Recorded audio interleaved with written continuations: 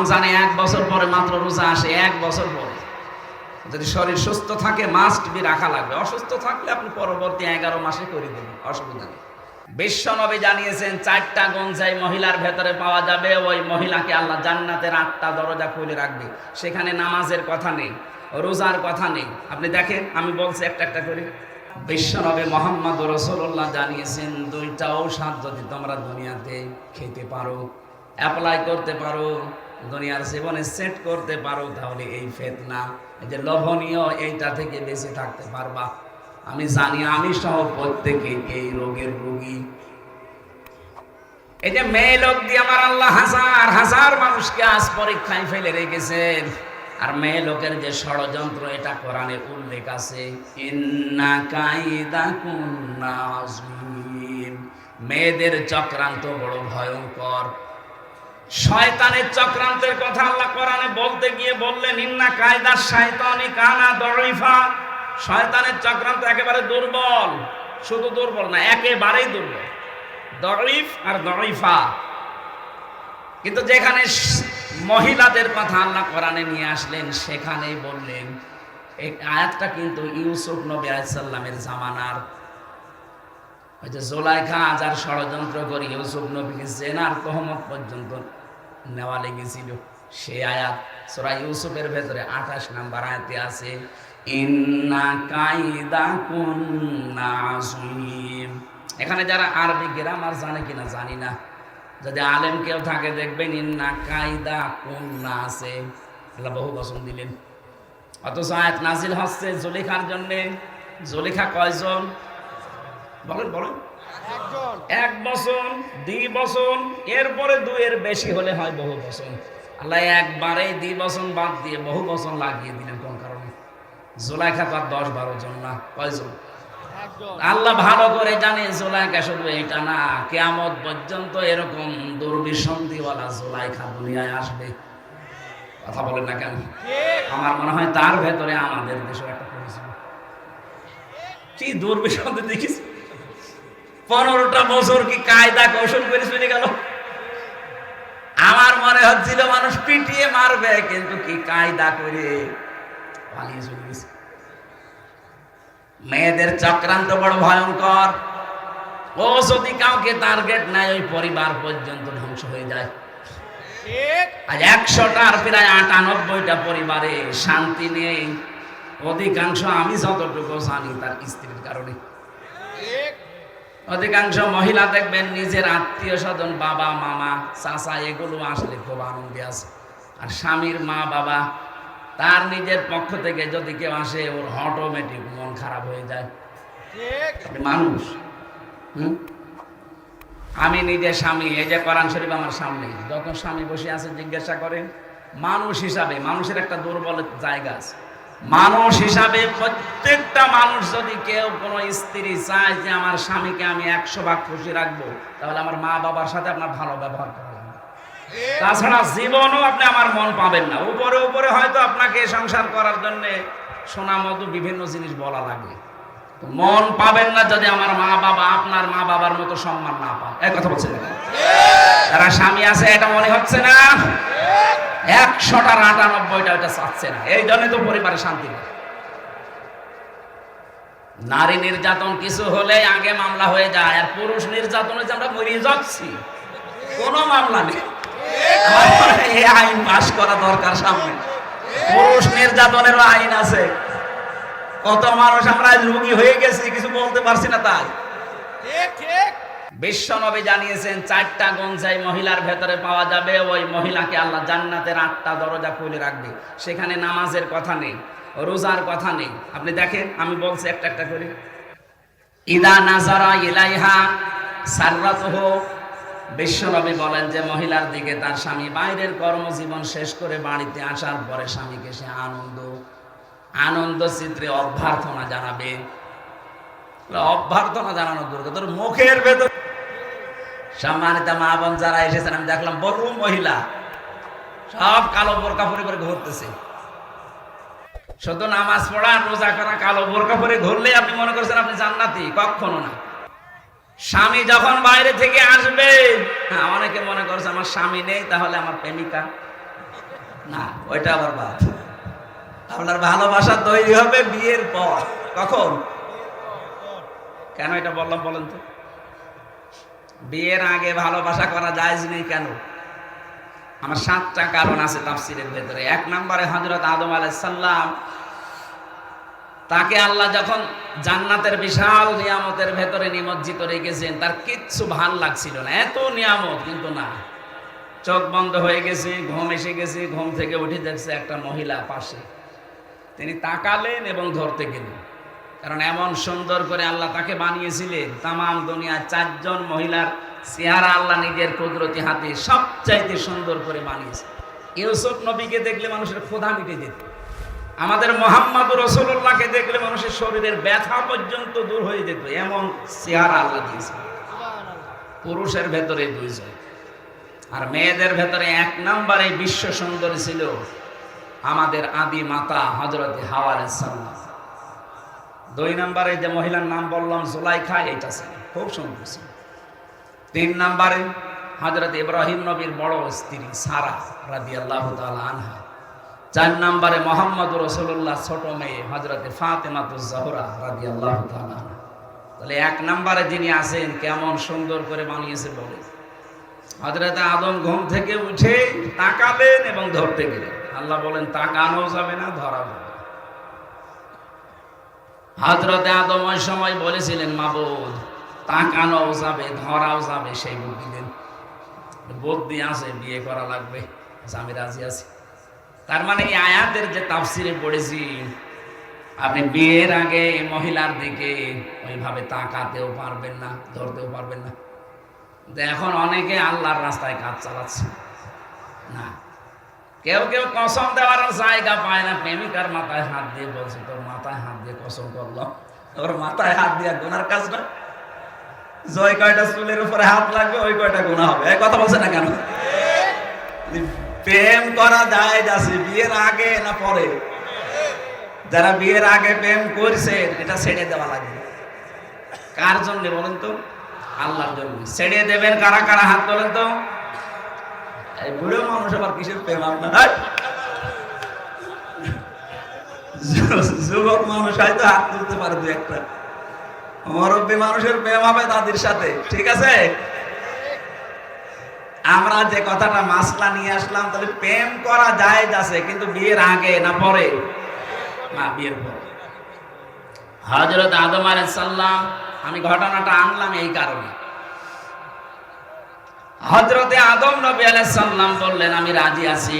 আল্লাহ পাক বলেন এক কাজ করো, দেনমোহর দেওয়া লাগবে। তার মানে বিয়ের প্রথম যে কাজ দেনমোহরের কথাবার্তা আনা। আমাদের এইসব নেই, কারণ দেনমোহর তো দেওয়া লাগে না, বাকি ফাঁকি।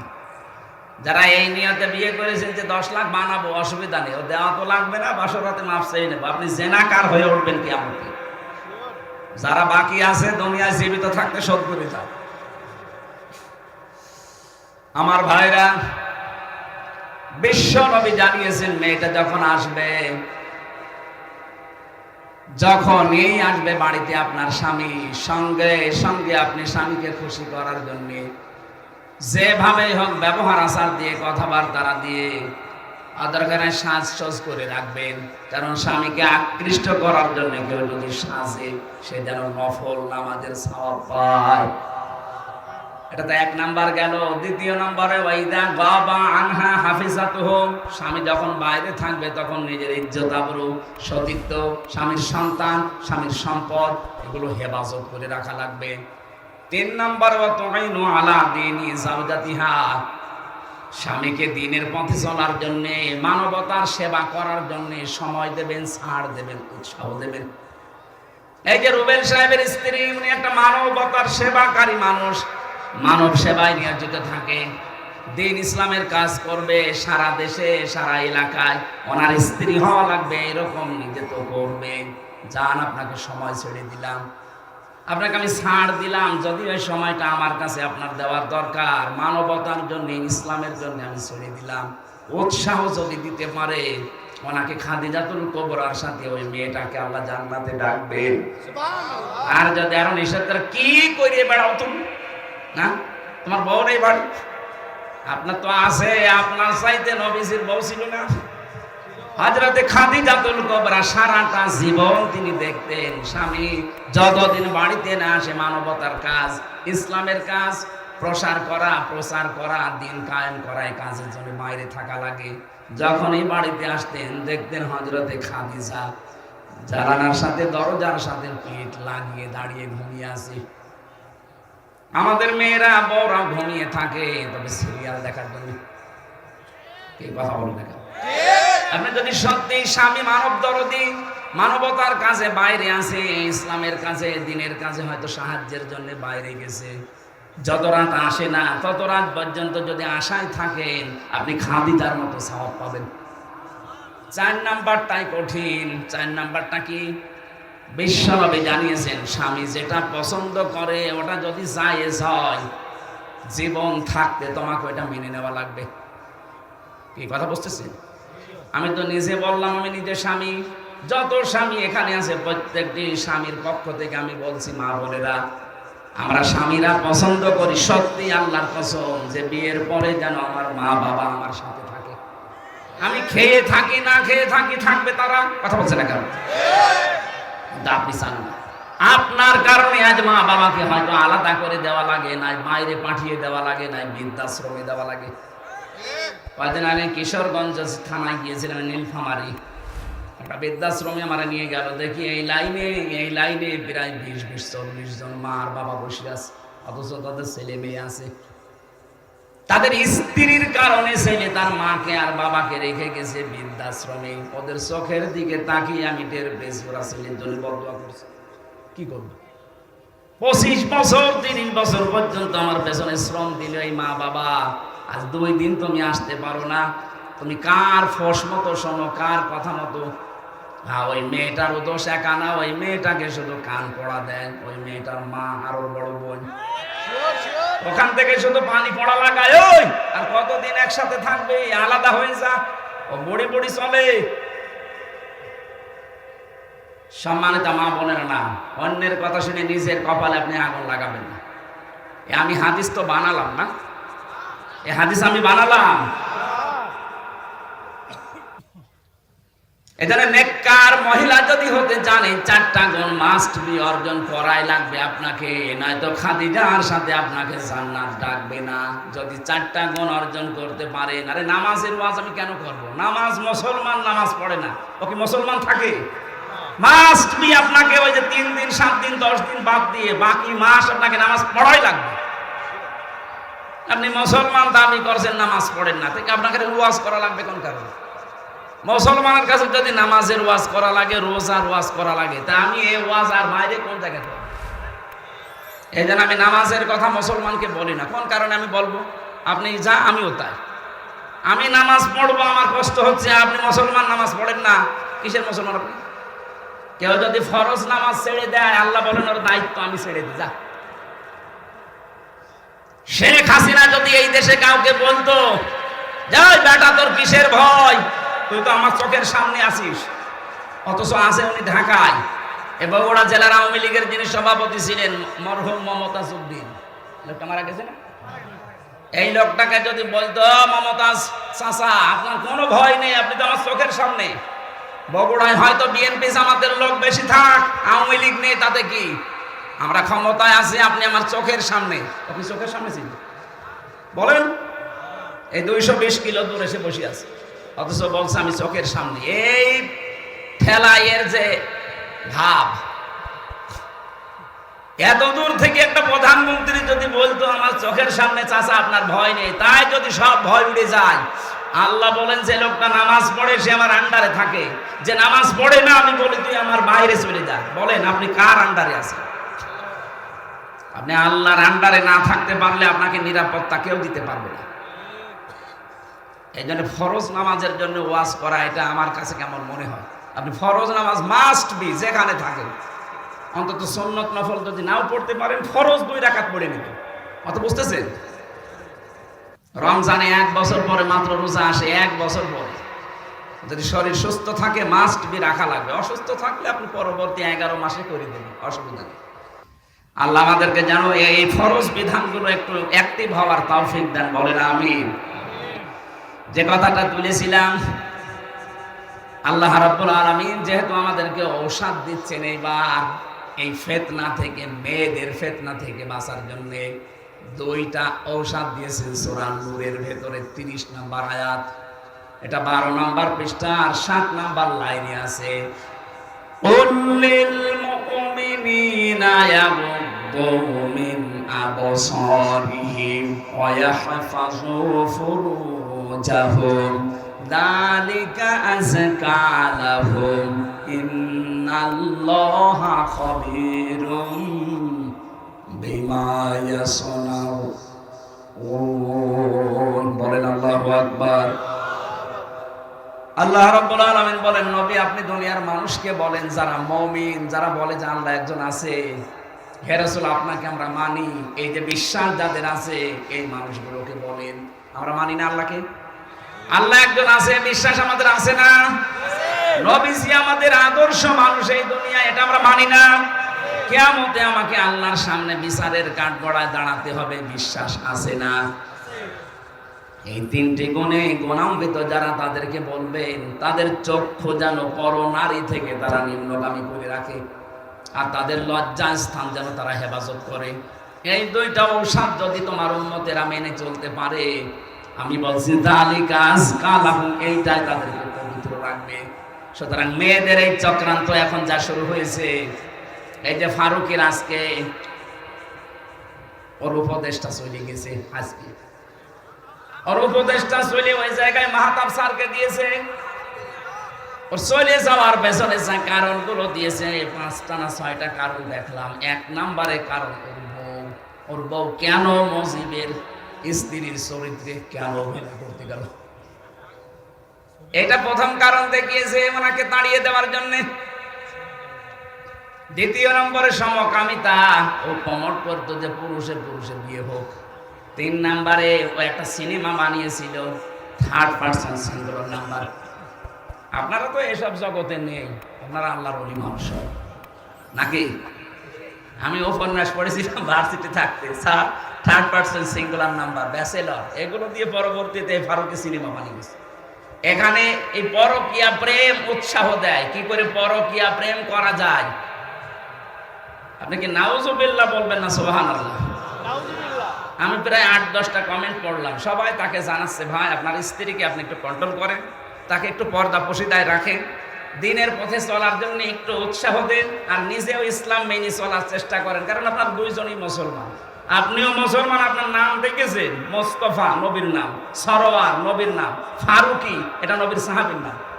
এত সুন্দর সুন্দর নাম সব এক জায়গায় করে নাম নিলেন, আর এনার নাম নায়কের নাম। কথা বলে না কেন? নায়ক হয়ে যদি তাফসীর মাহফিলে আসতে পারে, আর আপনি 3টা নবীর নাম 3টা এক জায়গায় করে নাম নিয়েছেন, মোস্তফা, সরোয়ার, ফারুকি, আর আপনার বর নামও তো কত সুন্দর নাম। এই সমস্ত মানুষগুলোকে আপনি এক কাজ করেন, আপনার স্ত্রী স্বামী এখন ইসলামের দিকে ঝোঁকে, কারণ আপনার কপালে আগুন লেগেছে তো এই কারণে। আপনি ইসলামের বাইরে চলে যাচ্ছিলেন, এখন এদিকে আসেন, উৎসাহ দেন, একটু দিন মেনে চলেন, পরবর্তীতে যদি জাতি চায় আপনাকে আবার এই জায়গায় নিয়ে আনবে। এই কথাটা তো ভালো, এই কথা বলছেন না কেন? যারা এই দেশের জন্য ছাত্র জনতার সাথে যারা সব সময় ছিল, মাহতাব স্যার ছিল, উনি জেল পর্যন্ত কেটেছে। কথা বলেন না কেন? সমকামিতার বিরুদ্ধে সেই লোকটার যে বলিষ্ঠ ভূমিকা, আল্লাহ রাব্বুল আলামিন তাকে যেন যোগ্য জায়গায় বসিয়ে দেন। তা আমরা যেটা বলতে চাচ্ছিলাম এই আয়াত দিয়ে, বাস্তবতা মেয়েদেরকে বলছি, এরা যেহেতু পরীক্ষার বস্তু আজ আমাদের কাছে, হ্যাঁ কষ্ট হবে আমাদের তাদের থেকে চোখ ফিরিয়ে রাখতে, কারণ যেহেতু লোভনীয়, আকর্ষণীয়। কে বলছেন? আল্লাহ বলছেন যুজ্জিনা লিন-নাস, মানুষের জন্য আমি আকর্ষণীয় করিয়ে দিয়েছি, মরা মানুষ না, লিন-নাস জীবিত মানুষ। এদের কাছে এই 7টা জিনিস খুব আকর্ষণীয়, দেখলে মন চাইবে, সে যে বয়সের লোকই হোক। যেহেতু এই আকর্ষণ আল্লাহ তৈরি করে দিয়েছে, আবার ছেদও করে দিয়েছে আল্লাহ, যে সাবধান এখানে কিন্তু পরীক্ষা। এজন্য আমাদের সামনে এই পরীক্ষাটা থাকবে। এই পরীক্ষার ঔষধ এই 2টা, চক্ষু নিম্নগামী করা লাগবে, মন চাইলেও নিম্নগামী করা লাগবে। 2 নম্বরে লজ্জা স্থানটা হেফাজত করা লাগবে। আজ এইটা ঠিক নেই, যেখানে সেখানে ব্যবহার হচ্ছে। কথা বলেন না কেন? আমি নিচে নামতে পারলাম না, তাই কত জায়গায় আপনি ব্যবহার করছেন। এই দুইটা ঔষধ যদি ঠিক মতো সর্বোচ্চ 15 দিন আপনি একেবারে কন্ট্রোল হয়ে থাকেন, একটা অজানা সুখ, এটার বাংলা নাম অনির্বচন সুখ, আপনাকে আল্লাহ দান করবে। এটা বাচ্চারা যখন ছোট ছোট ওই যে পাখির বাচ্চা, মুরগির বাচ্চা যখন মায়ের পাখার নিচে আসে, মা পাখাটা এভাবে শার্ট করার পরে ডাউন করে দেয়, দেখেছেন না? এভাবে একেবারে সোজা করে দেয়, প্রথমে সোজা করার পরে ডাউন করে, ওর নিচে বাচ্চারা যায়, একটা আওয়াজ দেয় কিচির মিচির, এটাকে বাংলায় বলে অনির্বচন সুখ। আপনি আজকে থেকে এই মহিলা দেখলে যেগুলো দেখা যায় নেই, শুধুমাত্র সামনাসামনি না, মোবাইলের, কম্পিউটারে, টিভির পর্দায়, যাদের যেটা দেখলে নিজে নিজে আনন্দ লাগে আর অন্য কেউ দেখলে লজ্জা পান, এটা এখনই ডিলিট করে দিন, দেন এখনই ডিলিট করে দিন। এরকম ভিডিও যদি থাকে যে নিজে দেখলে খুব ভালো লাগছে, অন্য কেউ দেখলে আপনি লজ্জা পান, এটা কবিরা গুনাহ। এই মুহূর্তেই ডিলিট করে এই আমল শুরু করা লাগবে। পারবেন না? কারা কারা ডিলিট করবেন হাত তোলেন তো, তোলেন হাত। কয়েকজন শুধু উল্টাপাল্টা জিনিস দেখে, বাকিগুলো আলহামদুলিল্লাহ ভালো আছে, ঠিক আছে, আপনারা ডিলিট করে দিবেন। যারা হাত তুলেছিলেন অন্তত ডিলিট করে বাড়ি যাবে। 2 নম্বরে লজ্জাস্থানটা হেফাজত করে রাখবেন, নিজের জায়েজ স্ত্রী ছাড়া, আর স্ত্রী নিজের জায়েজ স্বামী ছাড়া অন্য কোনো জায়গায় যেন ব্যবহার না হয়। আজ হাজারো স্ত্রী স্বামী শুধু বাড়ি থেকে বাইরে চলে যায়, ওরা আমল হচ্ছে আল্লাহ রাস্তায় দিন পায়। কথা বলছেন এখন? আল্লাহ মেয়েদের থেকে এই পরীক্ষায় আমাদের উত্তীর্ণ হওয়ার তৌফিক দিন। 2 নম্বর বাণীর সন্তান, এটার প্রতি আকর্ষণ। সন্তানকে আল্লাহ পরীক্ষার বস্তু বানিয়েছেন, কিন্তু এই পরীক্ষায় আমরা যেন ফেল না হয়ে যাই। এই কথা বলার শক্তি কে দিয়েছে? ওই আল্লাহর জন্য বলেন আলহামদুলিল্লাহ। দরুদ আর সালাম পড়ছে আমাদের নবী, মানবতার মহান বন্ধু মুহাম্মাদুর রাসূলুল্লাহ সাল্লাল্লাহু আলাইহি ওয়াসাল্লামের প্রতি। সবচাইতে বন্ধুত্বের পরিচয় পাওয়া যাবে যেদিন কেউ কারো বন্ধু থাকবে না। ওয়ালা ইয়াসআলু হামিমুন হামিমা ইউবাসসারুনাহুম ইয়াবাদুল মুজরিমু লাউ ইয়াফতাদি মিন আযাবি ইয়াউমিযিন বিবানি। সূরা মাআরিজের ভেতরে 11 নম্বর আয়াতে আল্লাহ জানিয়েছেন কিয়ামতের ওই ময়দানে কোন বন্ধু, এই যে হামিম শব্দের শাব্দিক অর্থ অন্তরঙ্গ বন্ধু, এটা আপনার স্ত্রী হতে পারে, আপনার বান্ধবী হতে পারে, এমনকি সবচাইতে বেশি সময় যার সাথে কাটান আপনার ওই বন্ধু হতে পারে। এই বন্ধু কিয়ামতের দিন আপনার কথা জিজ্ঞাসাও করবে না, আর যদি জিজ্ঞাসাও করে আল্লাহ পাকের কাছে মুক্তিপণ হিসাবে আপনাকেও বলবে আল্লাহ এই বন্ধুকেও দিয়ে দিলাম। বলেন নাউজুবিল্লাহ।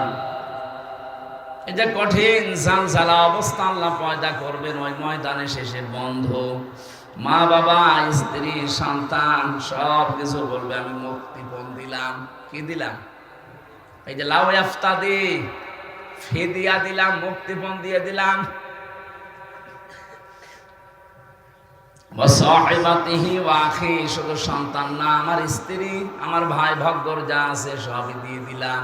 ও ফাসইলাতি হিল্লাতি তুবি, আমার জ্ঞাতি গোষ্ঠী যারা আমাকে আশ্রয় দিত, আমার দলের লোক, আমার গ্রামের লোক, আমার বংশের লোক যারা আমাকে আশ্রয় দিত বিপদে পড়লে, আল্লাহ এদেরকেও মুক্তিপণ হিসাবে দিয়ে দিলাম।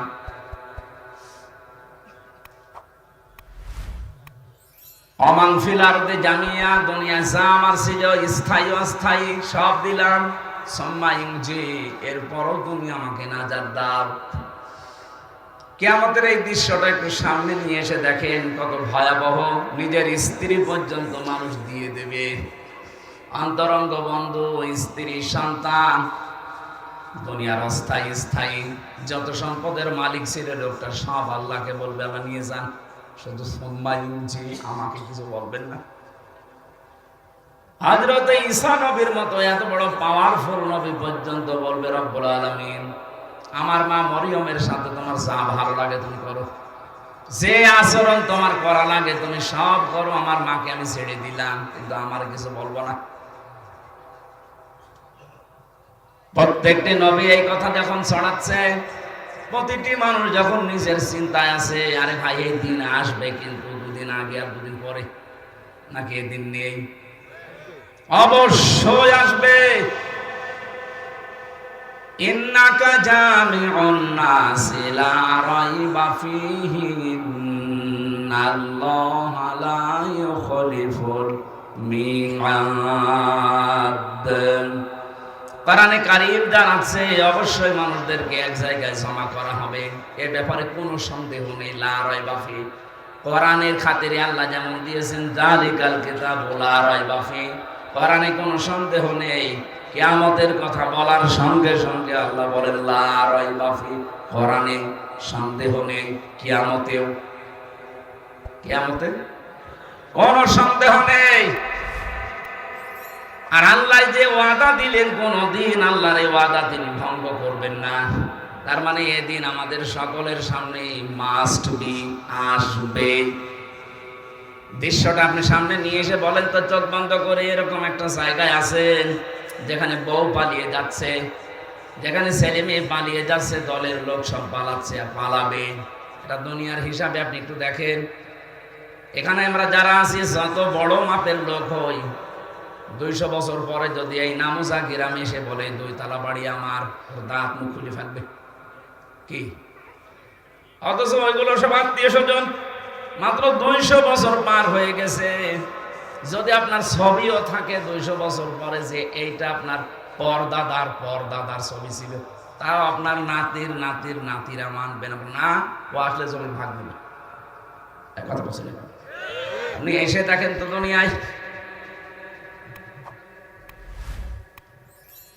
আল্লাহ পাক বলেন এমন একটা কঠিন মুহূর্তে কেউ কখন যারা প্রশ্ন করছে না, কারো সম্পর্কে জিজ্ঞাসাও করছে না, হঠাৎ করে একটা আওয়াজ আসবে, রব্বি হাবলি ইয়া উম্মতি।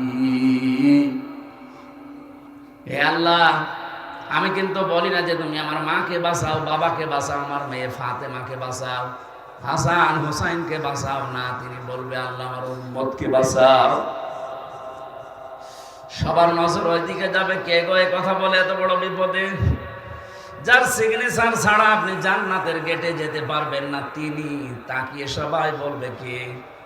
আওয়াজ আসবে, আমাকে চিনতে পারো না, আমি তোমাদের এই তিন নবী মুহাম্মদুর রাসূলুল্লাহ। বিশ্ব নবী সুপারিশ করার জন্য সামনে নিয়ে আসবে, এক একজনের হাত ধরে, এইভাবে হাত ধরে নিয়ে আসবে, বলবে আল্লাহ এইটার বিচার করেন।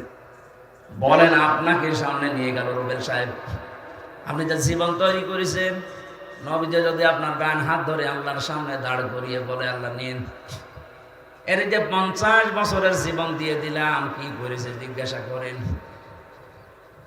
এটা ফালতু কথা না, কোরআনের হাদিসে এইভাবে এসেছে। নবীজি নিজে আপনাকে নিয়ে দাঁড় করিয়ে দেবে, এই রুবেল বল তোর 50 বছর কি করে কাটালি? মা তাযাবু কদামা বানি আদামা আব্দি ইয়াউমাল কিয়ামাতি হাত্তা ইসআলা আন খামসিন আন উমরিহি ফিমা আফনা। একটা জীবন দিয়েছিলাম 70 বছর 80 বছরের, সত্যি করে বল তো কি করে কাটালি? বগুড়াবাসী আপনারা শিক্ষিত মানুষ, রংপুরের মতো মফিজ না আপনারা, রাজশাহী বিভাগের মানুষ, জ্ঞানী মানুষ। বাংলাদেশে যত বিভাগ আছে সব চাইতে বেশি বিচক্ষণ জ্ঞানী মানুষ রাজশাহী বিভাগে বাস করে। আপনি নিজে এবার বলেন তো, আল্লাহু আকবার না বলে নিজে বলেন, যা করেছেন এই 50 বছরে আপনি দাঁড়িয়ে আল্লাহর সামনে, বিচারকের সামনে হয়তো উল্টা পাল্টা কথা বলে এদিকে ওদিকে করা যায়, এমন বিচারক আপনার চোখের পলক বোঝে, কোন নিয়তে চোখের পলক মেরেছিলেন এইটা তার কাছে ধরা পড়ে যায়। কথা বলে ঠিক কিনা? এইরকম একজন বিচারপতির সামনে দাঁড়িয়ে নিজের জীবনের হিসাব দেওয়া লাগবে, তাও 2 দিন 5 দিন 10 দিন না, পুরো 50 বছরের। মাঝে মাঝে আমার মনে হয় আল্লাহ, আমার 33 বছরের জীবনে যদি তোমার সামনে দাঁড়িয়ে বলো হামজাচা 2024 সালের অক্টোবর মাসের 31 তারিখ পর্যন্ত করে মাফ করে দিলাম, শুধু নভেম্বর মাসের 1 থেকে 17, এই 17 দিনের হিসাব দিয়ে তুই জান্নাতে চলে যা। আমার যা কাজ কারবার, আমার যা আমল আখলাক, আমার এই 17 দিনের হিসাব দেওয়া সম্ভব না। আপনারা পারবেন? হ্যাঁ, আল্লাহু আকবার যে বললেন, হ্যাঁ জ্ঞানী মানুষ আপনারা হিসাব বোঝে। বিশ্বনবী মুহাম্মদুর রাসূলুল্লাহ নিষ্পাপ ছিলেন, তার আগে পেছনের সব কিছু আল্লাহ মাফ করে দিয়েছিলেন। এরপরও নবীজি প্রতিদিন বলতেন 100 বার করে, আল্লাহুম্মা হাসিবনি হিসাবান ইয়াসীরা, আল্লাহ তুমি আর যাই করো আমার হিসাবটা একটু সহজ করে দিও। সত্যি আল্লাহ যদি কাউকে হিসাব নেয়, পুরা জীবনের নেওয়া লাগবে না, একদিনের হিসাবও আপনি সঠিকভাবে দিতে পারবেন না।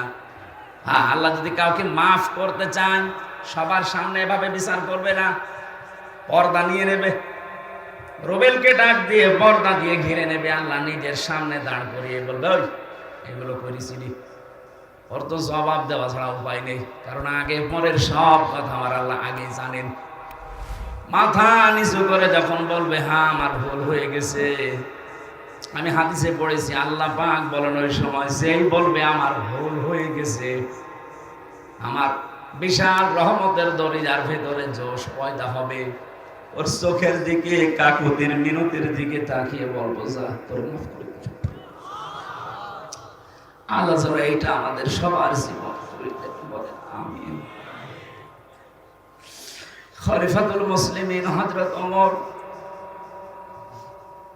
তিনি ইন্তেকালের 12 বছর পর তার সন্তান আব্দুল্লাহর সাথে একবার স্বপ্নে দেখা হয়েছিল। তিনি দেখলেন সুন্দর পোশাক পরে সাদা নদী থেকে আসতেছে, ডাক দিয়ে বললেন, বাবা কোথায় ছিলেন এতদিন? কতদিন দেখিনি। হযরত ওমর বলে, সন্তান আজ 12টা বছর দুনিয়ার জীবন আমি ছেড়ে দিয়েছি, আল্লাহ পাকের সামনে দাঁড়িয়ে আমার জীবনের হিসাব দিচ্ছিলাম। আমি যে 26 বছর বয়সে মুসলমান হয়েছি, এর পরবর্তী যে কয়েকদিন দুনিয়ায় ছিলাম, এই কয় বছরের হিসাব। আমার আগেরটা তো আল্লাহ কালেমা পড়ার পরে মাফ করে দিয়েছে, 1 থেকে 26 বছর পর্যন্ত আল্লাহ আমার হিসাব নেয়নি। কারণ কোন মানুষ যখন মুসলমান হয়, পেছনের অপরাধ আল্লাহ সব মাফ করে দেয়। সবগুলো মাফ ছিল আমার, শুধু 26 থেকে যেই কয় বছর হয়, এই কয়টা বছরের জন্য 12টা বছর আল্লাহ হিসাব নিচ্ছিলেন। শেষ পর্যন্ত আমার দিকে তাকিয়ে বলছে, যা করে মাফ করে দিলাম। এখন এই যে জান্নাতের নহর থেকে গোসল করে এই যে সাদা পোশাক, এটা জান্নাতের পোশাক, এটা পরে আমি জান্নাতের দিকে যাচ্ছি।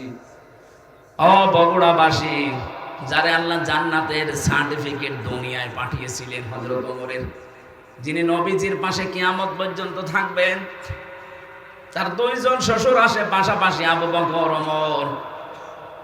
এই যে আকাশের তারকা দেখতে পান রাতের বেলা, হয়তো 1-2 করে একদিন গণনা করলে শেষ হয়ে যেতে পারে। হযরত ওমর মুসলমান হওয়ার পরে জীবনে যত নেকির কাজ করেছিলেন, কেউ যদি ওমরের নেকি গণনা করে কোনোদিন শেষ হবে না।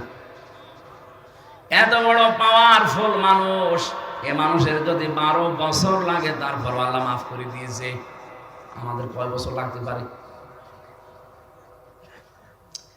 এখানে হিসাব এটা কঠিন বিষয়। বিশ্ব নবী মুহাম্মদুর রাসূলুল্লাহ হঠাৎ আওয়াজ দিয়ে যখন উম্মতকে হাতে করে নিয়ে যাবেন, আল্লাহ পাক মাফ করতে চাইলে তো ঢেকে নেবেন, যদি অপমান করতে চান তখন সবার সামনে দাঁড় করিয়ে ওর জীবনের যে যে অপরাধ, ওইটা চেহারার ভেতরে ফুটিয়ে তুলবেন। ইউরাফুল মুজরিমুনা বিসিমাহুম ফায়ুখাযু বিন-নাওয়াসি ওয়াল আকদাম। দুনিয়ার বিচারকদের আর আল্লাহর বিচার আকাশ পাতাল পার্থক্য। এরা সাক্ষী ছাড়া বিচারের রায় দিতে পারে না। আর আল্লাহ পাক বলেন, যত সাক্ষী দরকার সব তোর চেহারার ভেতরে ফুটিয়ে তুলবো।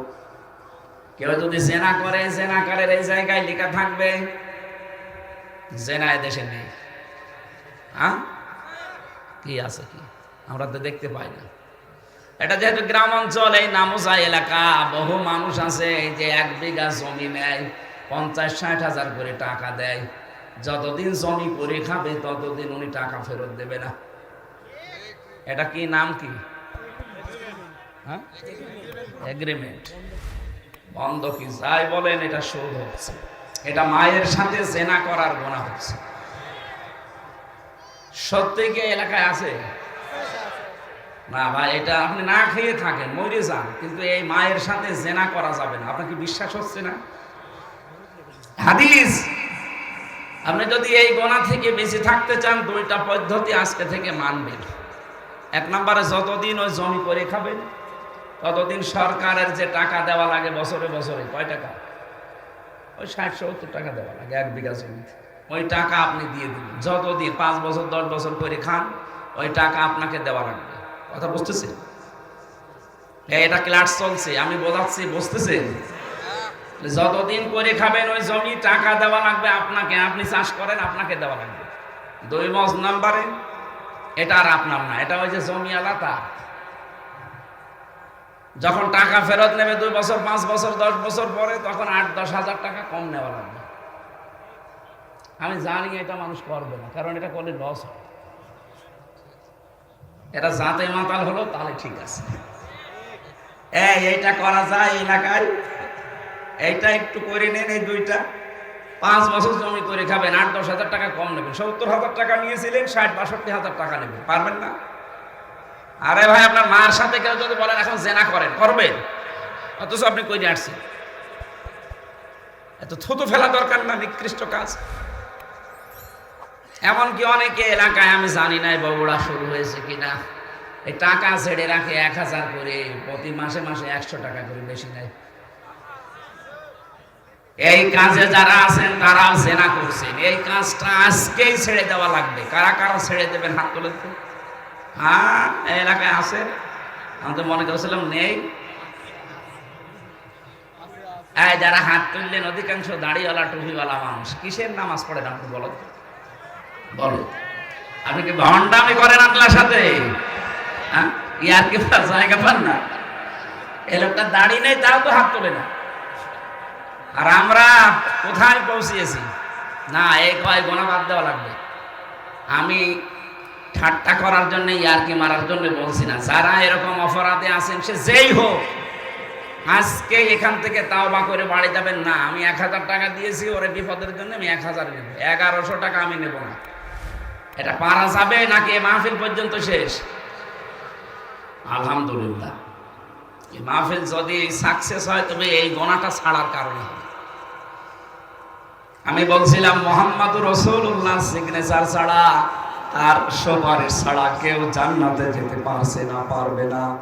তিনি যখন একটা একটা করে উম্মতকে নিয়ে শেষ পর্যন্ত বলবে, আল্লাহ এটা আমার উম্মত।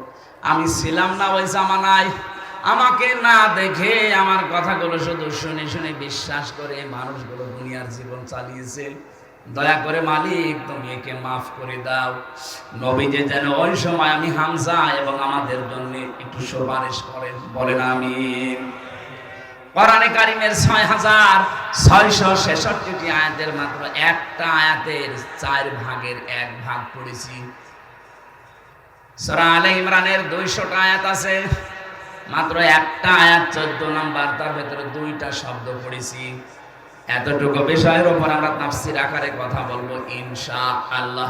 আজকে রাতে আছে নাকি? এখানে রাতে আছে। মাগরিবের পরে হয়তো আরো আলোচক আসবে। আমরা মাগরিবের আযান পর্যন্ত করে এখানে নামাজ পড়ে তারপর বিদায় নিব। জবান খুলে শয়তানের আশপাশে যেন আর জায়গা না হয়, বলেন আউযু বিল্লাহি মিনাশ শাইতান।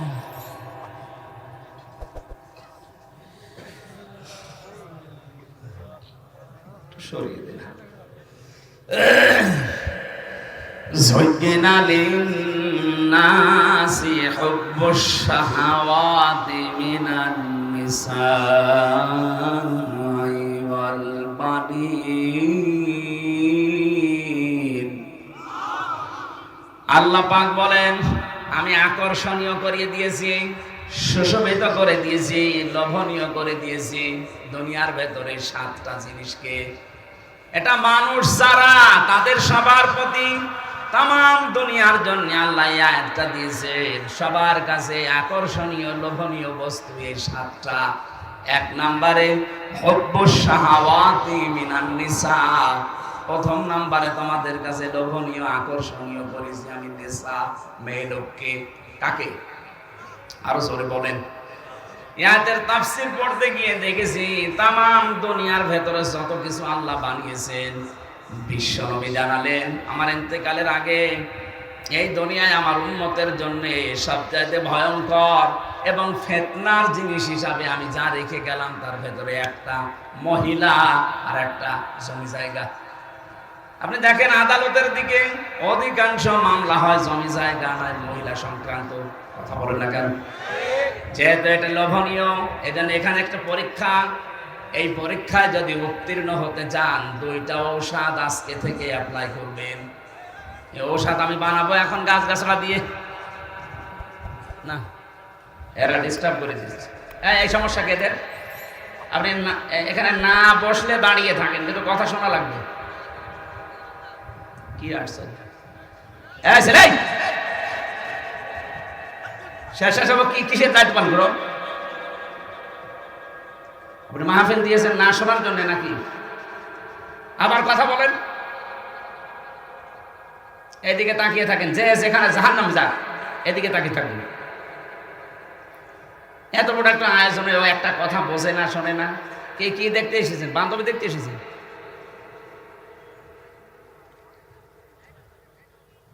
আবার কথা বলেন কোন কারণে? আমার মনে হয় এই জেলাটাও রংপুর বিভাগে দিয়ে দেওয়া দরকার। ছাতা যেমন মফিজ। আমি রিমান্ডে একটা হিন্দু অফিসারের একটা শিক্ষা পেয়েছিলাম। আমার মনে হয় আর 2 মিনিট আছে আজানের, এখন আর বলা ঠিক হচ্ছে না। আগামীতে রাতের বেলা আমারে নিয়ে আসবেন, দিনের বেলায় মাহফিল আমার মানে সাঁটে না, আমারও ভালো লাগে না। জোর করে আপনারা নিয়ে আসেন। আর 3 বছর ভাই তো জানে জেলখানা যে খাবার দেয়, বেঁচে থাকায় দুষ্কার। আর আমরা ছিলাম তো আরো কঠিন জায়গায়। আমারে আর অপু ভাইরে, তারেক জিয়া সাহেবের পিএস রে এত কষ্ট দিয়েছে শয়তানরা। এক জায়গায় রেখে দিয়েছিল 24 ঘন্টা, ওই যে সিসি ক্যামেরা, কেউ যেন কথাও না বলে, ওই উপর থেকে দেখতো। ওনার সাথে লাইন আছে তারেক জিয়া, আর আমার সাথে আলেমদের মনে করতো এ খারাপ কাজ করবে, ভাই এর যোগাযোগ করবে।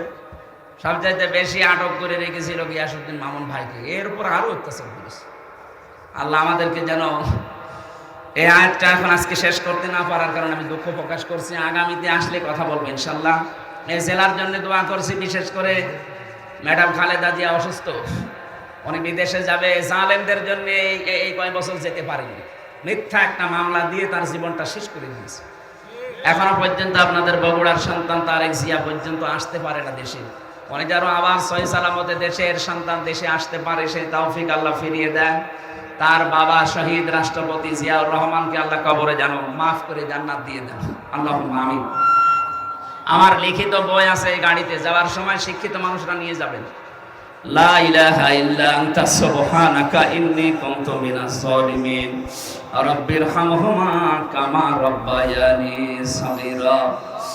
আল্লাহ তাআলা কোরআনে কারীম থেকে কথা বলতে গিয়ে দেখলাম চাতক পাখির মতো শুনছে। আমি যদি এখনো 1 ঘন্টা চালাতাম কোনো মানুষ চলে যেত না। কোরআন শোনার জন্য এই বগুড়ার মানুষগুলো এত পাগল, এদেরকে তুমি ওমরের মতো মাফ করে দাও। আজকের আলোচনার সবগুলো তুমি নবীজির রওজায় পৌঁছিয়ে দাও।